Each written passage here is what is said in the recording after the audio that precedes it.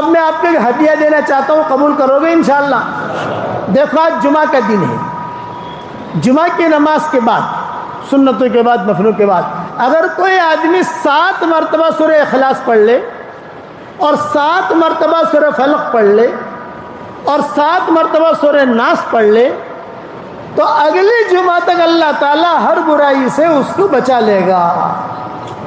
عمل الیوم واللیلہ میں یہ حدیث موجود ہے، اور ہر جمعہ کو میں ویڈیو بھیجتا ہوں، لکھ کے بھی بھیجتا ہوں واٹس ایپ پر۔ اس لیے جمعہ کی نماز کے بعد یہ 3 چیزیں پڑھنے کی آپ اہتمام کریں۔ 7 مرتبہ سورہ اخلاص، 7 مرتبہ سورہ فلق، 7 مرتبہ سورہ ناس۔ 1977 میں کسی جنات نے مجھے یہ وظیفہ دیا تھا حرم میں، 77 کی بات کر رہا ہوں۔ تو میں نے، میرے ابا نے، حضرت جی نے پوچھا میں بڑے میاں کیا کہہ رہے تھے؟ میں نے کہا تھا یہ کہہ رہے تھے۔ تو ابا نے کہا تو پڑھنا لیکن مجموعے بیان مت کرنا، تو پڑھیو، تو پتہ نہیں جنتوں کا ٹھکانہ نہیں، کیا وہ کہیں کیا نہ کہیں، حدیث ہے کہ نہیں، مجموعے بیان مت کرنا۔ میں نے ابا سے کہا نہیں کروں گا، لیکن جب کتابیں پڑھنی شروع کی، کتابیں لکھنی شروع کی، یہ حدیث ملی تو پھر میں نے مجموعے کہنا شروع کر دیا۔ اگلے مجھے وہ میرے قریب میں بھی بیٹھا ہوا تھا، اس نے کہا مولوی، جیسے کہتے ہیں نا 1977 میں میری عمر بھی کتنی ہوگی وہ ایک اندازہ لگا لو، تو او مولوی کوئی ہدیہ دوں؟ یہ کہا دو، جمعہ کا دن تھا تو اس نے یہ بتایا مجھے، اور ہمارے پیچھے میرے حضرت جی ابا وغیرہ سب بیٹھے ہوئے تھے حرم میں، اور میں مطاف میں بیٹھا ہوا تھا۔ پوچھا بھی کیا بتا رہے تھے بڑے میاں؟ میرے حضرت یہ، تو ابا نے کہا بیان مت کرنا۔ بیانات تو شروع سے کرتے ہیں نا، جب تک حدیث نہ ملے اور جب تک صحیح بات نہ مل، بیان مت کرنا۔ اب ملنا شروع ہو گیا، ابا کی حیات میں تو ملا نہیں، لیکن ابا کی حیات کے بعد یہ روایت ہی نہیں تھی۔ تو پڑھو گے انشاءاللہ بھائی، اگلے جمعہ تک انشاءاللہ ایکسیڈنٹ سے حفاظت، بری چیزوں سے حفاظت۔ اور ہماری خواتین وہ چونکہ مسجد میں نہیں آتی، گھر میں پڑھ لیں، اور اس کا ٹائم کیا ہے؟ غروب تک پڑھ سکتے ہو۔ جمعہ کی نماز کے بعد نہیں پڑھ سکا، عصر تک پڑھ لو، عصر کی نماز کے بعد نہیں پڑھ سکے، غروب تک پڑھ لو، بس غروب تک کا اس کا ٹائم ہے، بس پڑھو گے انشاءاللہ۔ دوسرا ایک ہدیہ یہ دیتا ہوں کہ 10 مرتبہ سورہ اخلاص کوئی پڑھے تو جنت میں ایک بنگلہ تیار ہو جاتا ہے، اور 20 مرتبہ پڑھو تو بھائی 2 بنگلے، 30 مرتبہ پڑھو تو بھائی 3 بنگلے۔ تو آج کل میں کہتا ہوں 313 مرتبہ سورہ اخلاص پڑھنے کی عادت ڈالو، روزانہ جنت میں انشاءاللہ 31 بنگلے تیار ہو جائیں گے، اور کوئی انکم ٹیکس والا آپ کو فون نہیں کرے گا۔ دنیا میں بنگلور میں اگر فلیٹ لے لو آپ تو فون آتے ہی نہیں آتے، حساب کتاب دو۔ روزانہ 31 پراپرٹیاں جنت میں تیار کرو۔ میرے والد صاحب رحمۃ اللہ علیہ فرماتے تھے بیٹا یونس، رات کو نیند نہ آوے تو کروٹیں بدلتے بدلتے 5-6 بنگلے بنا لینے کے، سورہ اخلاص پڑھتے پڑھتے سو جانے کا، تو اپنے بنگلے میں تیار ہو جائیں گے اور نیند بھی آ جائے گی۔ اور ابا کہتے تھے جتنا زیادہ سورہ اخلاص پڑھو گے اتنا ہی اللہ کی محبت ملے گی، کیونکہ اس میں اللہ کا نسب نامہ ہے۔ جب حضرت جبریل علیہ السلام سورہ اخلاص لے کر آ رہے تھے دھمال کے ساتھ، تو سارے کے سارے فرشتے جو ہے پوچھ رہے تھے کیا لے کے جا رہے ہیں، کیا لے کے جا رہے ہیں، کیا لے کے جا رہے ہیں؟ تو حضرت جبریل نے کہا یہ اللہ کا نسب نامہ لے کے جا رہا ہوں۔ مکہ مکرمہ میں مشرکین مکہ نے پوچھا تھا بھئی آپ کے باپ کا یہ نام ہے، آپ کی ماں کا یہ نام ہے، تم اللہ اللہ کہتے ہو تو اس کا نسب نامہ کیا ہے؟ اس کی ماں کا کیا نام، باپ کا کیا نام؟ اس پر یہ صورت نازل ہوئی۔ اس لیے آپ حضرات سے درخواست ہے کہ روزانہ 313 مرتبہ پڑھنے کی کوشش کرو۔ ہر مرتبہ بسم اللہ الرحمن الرحیم پڑھنے کی ضرورت نہیں ہے۔ کھانا ہم جب شروع کرتے ہیں 1 مرتبہ بسم اللہ الرحمن الرحیم پڑھتے ہیں، ہر لقمے پر بسم اللہ الرحمن الرحیم نہیں پڑھتے۔ اگر ہر لقمے پر بسم اللہ الرحمن الرحیم پڑھیں گے تو کھائیں گے کیا؟ آپ سمجھ گئے؟ اس لیے ہر مرتبہ ضروری نہیں، ہاں ایک ساتھ پڑھو تو کوئی حرج نہیں ہے، ایک ساتھ نہیں پڑھ سکتے، موٹر چلاتے چلاتے 10 مرتبہ پڑھ لیا، 15 مرتبہ پڑھ لیا، ماؤں بہنوں نے روٹی پکاتے پکاتے پڑھ لیا، تو تھوڑا گھر کا کام کرتے کرتے پڑھ لیا۔ تو ابا کہتے تھے بیٹا دنیا میں پراپرٹی بہت بنا لی، اب جنت میں پراپرٹی بناؤ. تو بنگلور والے بناؤ گے انشاءاللہ. اب جنت میں پراپرٹی بناؤ. اور ایک بات اور عرض کروں، بات ختم کروں. آج کل لوگ بہت پریشان ہیں جنات جادو سب چیزوں میں. آسان نسخہ بتاتا ہوں، کسی عامل کے چکر میں مت پڑنا، یہ سب ڈھکوس لیں. اسی لیے میں نے مومن کا ہتھیار لکھی ہے. میری کتاب میں نے جو لکھی ہے وہ اسی لیے لکھی ہے کہ اس میں صحیح سندوں کے ساتھ حدیثوں کے حوالے سے جتنی چیزیں مجھے ملی الحمدللہ میں نے لکھ دی. اور الحمدللہ ساری دنیا میں اللہ نے اسے قبول بھی کر لیا. مومن کا ہتھیار کتاب آپ کے بنگلور میں بھی ہوگی، گھروں میں بھی ہوگی انشاءاللہ، وہ دیکھ لو آپ. لیکن ایک آسان وظیفہ بتاتا ہوں. گھر کے چاروں کونوں میں روزانہ ایک مرتبہ آیت الکرسی پڑھ کے دم کر دو. یہ عبد الرحمن ابن عوف کا معمول تھا. اس کے حوالے بکھرے موتی میں دیکھ لینا، مجھے اس وقت یاد نہیں ہے لیکن بکھرے موتی میں لکھا ہے میں نے. 4 کونے ہوتے ہیں، جیسے مسجد ہے، ایک کونا وہ ہے، ایک کونا وہ ہے، ایک کونا یہ، ایک کونا ہے. آیت الکرسی 24 گھنٹے میں ایک مرتبہ. تو اللہ مال بھی بہت دے گا اور انشاءاللہ ایجاد جو بلائیں آلائیں بلائیں آپس میں نا اتفاقی یہ ساری کی ساری چیزیں اللہ ختم کرے گا. عبد الرحمن ابن عوف کہتے تھے صحابہ سے، کتنا مال ہے میرے پاس، اتنا سونا تھا کہ ان کے انتقال کے بعد جب سونا تقسیم ہوا ان کے اولاد میں بیویوں میں، تو جو کدالی سے توڑ رہے تھے وہ کدالی بھی ٹوٹ گئی. اتنا سونا تھا عبد الرحمن ابن عوف کے پاس. اور صحت مند، اور بدن پر بہت بال تھے ان کے. اس لیے حضور صلی اللہ علیہ وسلم نے ریشم پہننے کی اجازت دی تھی. وہ کہتے تھے میرے بدن پر بہت بال ہے، جوئیں پڑ جاتی ہیں، اب تو مجھے آپ کوئی ایسا کپڑا پہننے کی اجازت دے جس سے مجھے کھجلی نہ آئے. تو اب کہا تو ریشم پہن. وہ اکیلے صحابی ہیں جن کو ریشم کا کپڑا پہننے کی اجازت دی حضور نے. ان کا دیکھ کے خالد بن ولید نے بھی کپڑا بنا لیا. تو حضرت عمر نے کہا خالد تم نے کیوں بنا لیا یہ کپڑا؟ یہ کہا چچا پہنتے ہیں نا. عبد الرحمن ابن عوف چچا کا مطلب بڑے لوگوں میں تھے، چچا کہتے تھے ان کو. یہ چچا پہنتے ہیں. بولے یہ ان کی خصوصیت ہے، تیری نہیں، نکال اس کو، تیری بیوی کو دے. اسے وقت نکال دیا خالد بن ولید کے بدن سے. تمہیں پہننے کی اجازت نہیں ہے، ان کو اجازت ہے.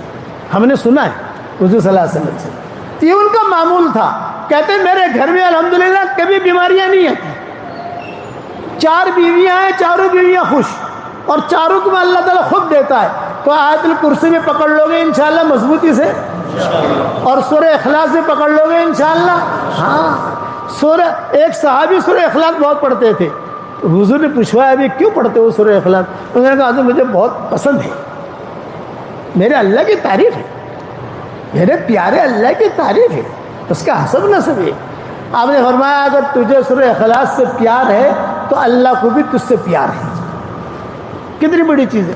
بس میں اسی پر بات ختم کرتا ہوں. دعاؤں کا اہتمام کریں اور دیندار بننے کی کوشش کریں. بے دین دیندار مت بننا. ایک جملہ یاد رکھنا، مسلمانوں کو اور اسلام کو جتنا نقصان بے دین دینداروں سے ہوا ہے اتنا بے ایمانوں سے نہیں ہوا، یہودیوں سے نہیں ہوا. بے دین دیندار یہ سب سے بڑا خطرناک ہوتا ہے کہ ہے بے دین، اور لباس جو ہے دینداروں کا ہے. وہ دیندار مت بننا، حقیقی دیندار بننا. کرنے والے اللہ ہے، اللہ ہمیں ترقی دے گا. قرآن شریف کی تلاوت کا اہتمام کرو، درود شریف پڑھنے کا اہتمام کرو. میرا واٹس ایپ کا سبق چلتا ہے، آپ لوگوں کو معلوم ہوگا، یا میرا انسٹاگرام میرے نام کا انسٹاگرام ہے، وہاں جا کے دیکھ لو گے تو آپ کو پتہ چل جائے گا کہ روزانہ ہم کیا بیان کرتے ہیں. 5 منٹ کا سبق ہوتا ہے. سنو اور سن کر آگے بھیجنے کی کوشش کرو گے انشاءاللہ بھائی. اللہ تعالی ہم سب کے چمن کو آباد رکھے اور ہم سب کو جنت الفردوس میں حضور صلی اللہ علیہ وسلم کے پڑوس میں اللہ ہم سب کو جمع فرمائے. فَبِأَيِّ آلَاءِ رَبِّكُمَا تُكَذِّبَانِ جب پڑھتے حضور صلی اللہ علیہ وسلم تو جنات یہ جواب دیتے.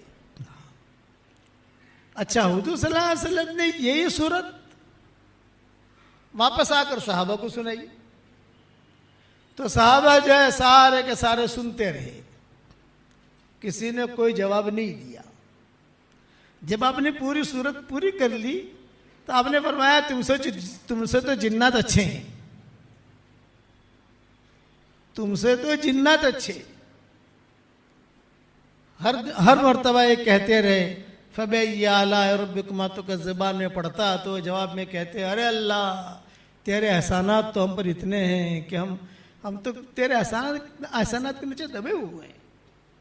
پھر حضور نے کہا جب تم سورہ رحمان پڑھو اور فَبِأَيِّ آلَاءِ رَبِّكُمَا تُكَذِّبَانِ پر پہنچو اور آخر میں جب پہنچو نماز میں نہیں عام جیسے پڑھتے ہیں تو یہ کہہ دیا کرو. وہ ساری کی ساری تفصیل میں نے واٹس ایپ کے سبقوں میں اور اپنی کتابوں میں لکھ بھی دی ہے, واٹس ایپ کے سبقوں میں بیان بھی کر دیے اور بیانوں میں بھی کہہ دیے. اب جناتوں کے متعلق کچھ سن لو. آپ صلی اللہ علیہ وسلم نے تقریباً 6 بیان کیے ہیں جناتوں میں, اور جناتوں نے جتنا حضور صلی اللہ علیہ وسلم کا ساتھ دیا اتنا انسانوں نے نہیں دیا. انسان تو جو ہے لڑائی پر آ گئے, احد میں لڑائی پر آ گئے, بدر میں لڑائی پر آ گئے, خندق میں لڑائی پر آ گئے, مخالفتیں کی. جناتوں نے مخالفتیں نہیں کی, بات مان لی جناتوں نے کہ جب پتہ چلا کہ دنیا میں کچھ ہوا ہے تو یہ سارے کے سارے جنات جو ہے وہ ڈھونڈنے کے لیے نکلے کہ دنیا میں کچھ ہوا ہے. چاند کے 2 ٹکڑے بھی ہو گئے اور کچھ فضائیں بھی کچھ الگ الگ ہیں. تو وادی نخلا میں جب پہنچے تو حضور صلی اللہ علیہ وسلم وہاں فجر کی نماز پڑھا رہے تھے اور جناتوں نے پیچھے آ کر آ رہے یہی ہے معاملہ, جو معاملہ ہے دنیا بھر میں وہ یہی ہے. اسی وجہ سے سارا دنیا کا نظام بدلا ہوا ہے, خالی مکہ مدینہ کا نظام نہیں, ساری دنیا کا نظام بدلا ہوا یہی ہے. تو جنات جو ہے وہ چپکے سے سن کر چلے گئے, حضور سے ملے نہیں. آپ صلی اللہ علیہ وسلم نے نماز پڑھا کر فارغ ہوئے تو قرآن کی آیتیں نازل ہوئی. وَإِذْ صَرَفْنَا إِلَيْكَ نَفَرًا مِّنَ الْجِنِّ يَسْتَمِعُونَ الْقُرْآنَ فَلَمَّا حَضَرُوهُ قَالُوا أَنصِتُوا فَلَمَّا قُضِيَ وَلَّوْا إِلَىٰ قَوْمِهِمْ مُنذِرِينَ قَالُوا يَا قَوْمَنَا إِنَّا سَمِعْنَا. یہ جناتوں نے کہا. جب جنات پہنچے تو جو جنات کا سردار تھا اس نے کہا خاموش رہو خاموش رہو خاموش رہو, سنو سنو سنو کیا پڑھ رہے ہیں.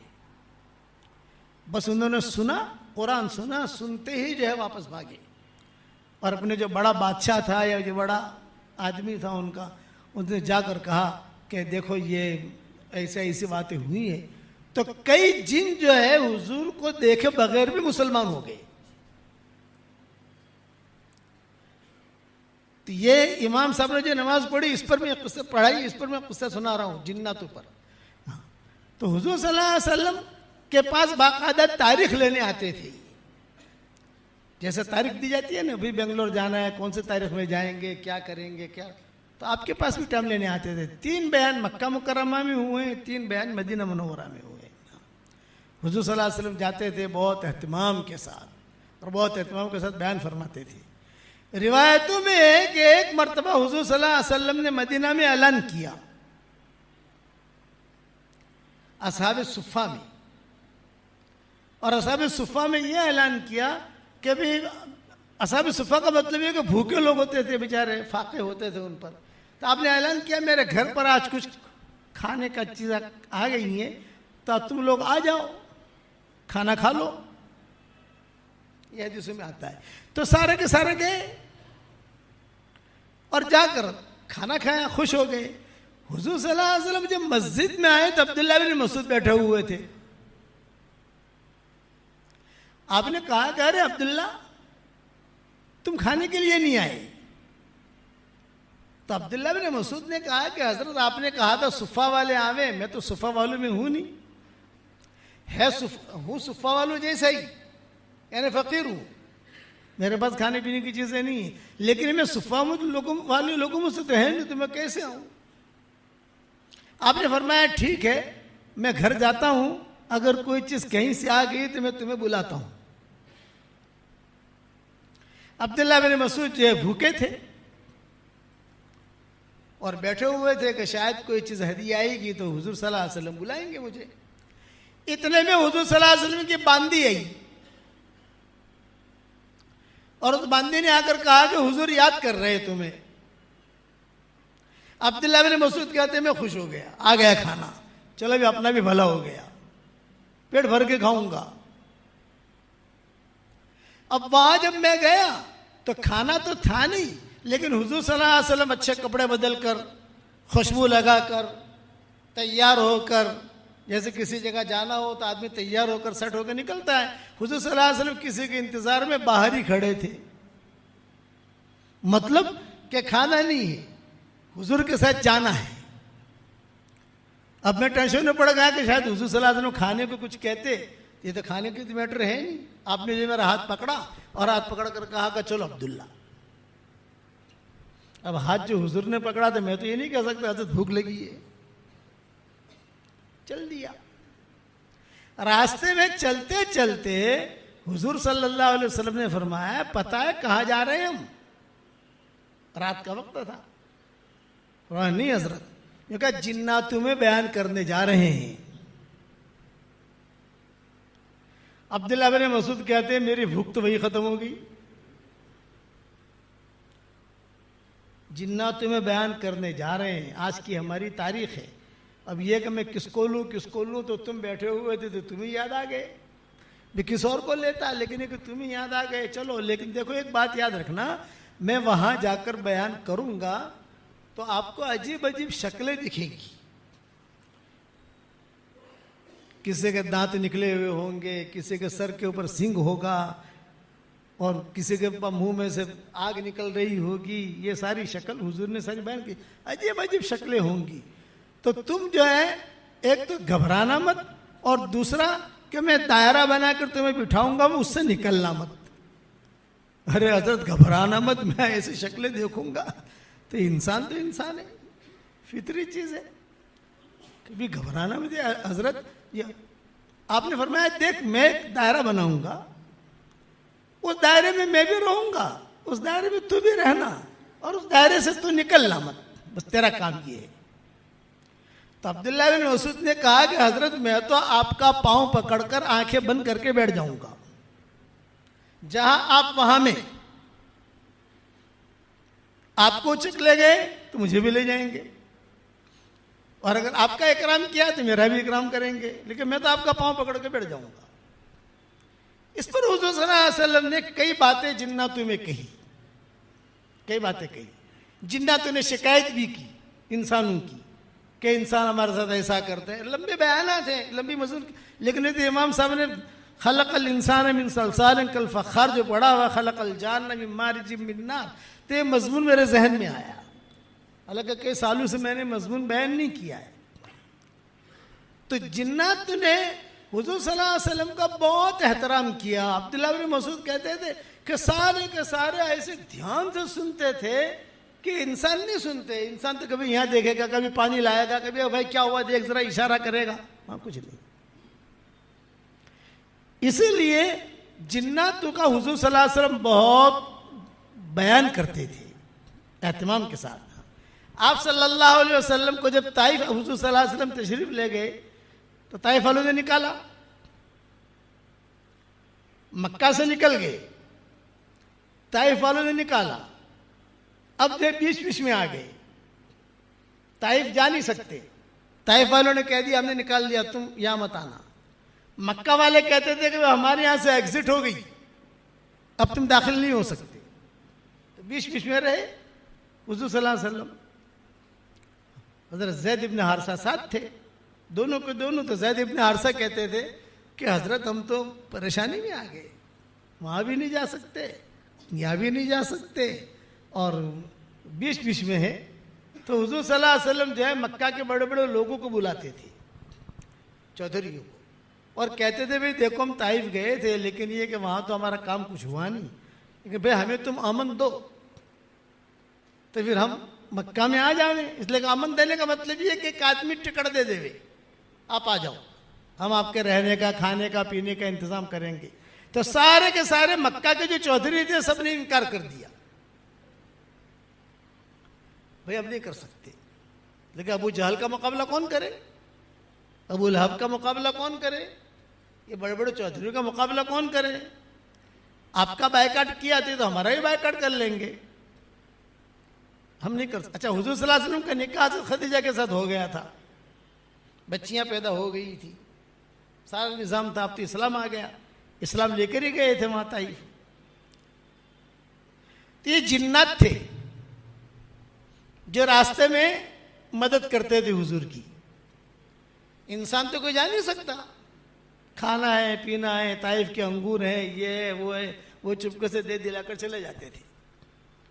حضور صلی اللہ علیہ وسلم بڑے پریشان, کبھی بیچارے یہ لوگ آتے ہیں کام کر کے چلے جاتے ہیں, دے جاتے ہیں, ان کو ہم دعوت بھی دیتے ہیں, لیکن یہ کہ ہم یہ انسان ہماری مدد کب کریں گے. تو مکہ مکرمہ میں ایک چودھری تھا, اس کا نام تھا مطعم. حضرت عائشہ رضی اللہ تعالی عنہ کی منگنی پہلے اس کے بیٹے کے ساتھ ہوئی تھی. مطعم اس کا نام تھا, بہت بڑا چودھری تھا, مشرک تھا, اور شرک کی حالت میں ہی مرا. تو بدر میں حضور صلی اللہ علیہ وسلم نے اعلان کیا کہ مطعم کا مجھ پر اتنا بڑا احسان ہے کہ اگر آج وہ زندہ ہوتا اور یہ مشرکین مکہ کے بارے میں سفارش کرتا تو میں اس کی سفارش قبول کرتا. یہ بدر میں اعلان کیا, احسان کیا. احسان یہ کہ یہ مطعم نے بدر طائف سے واپسی پر ساتھ دیا, باقی سب نے تو نہ کہہ دیا. جنات جو ہے یہ آتے رہے جاتے رہے, لیکن جنات ہیں بھئی. جنات جو ہے یہ ہاسپٹل نہیں بنائیں گے, جنات ہوائی جہاز نہیں بنائیں گے, جنات جو ہے دوائیں نہیں بنائیں گے, جنات میں زیادہ بیماریاں بھی نہیں ہوتی. ڈائبٹیز جنات میں نہیں ملے گی آپ کو, ہارٹ کی تکلیف جنات میں نہیں ملے گی. لیکن وظیفے انہیں بڑے یاد ہیں,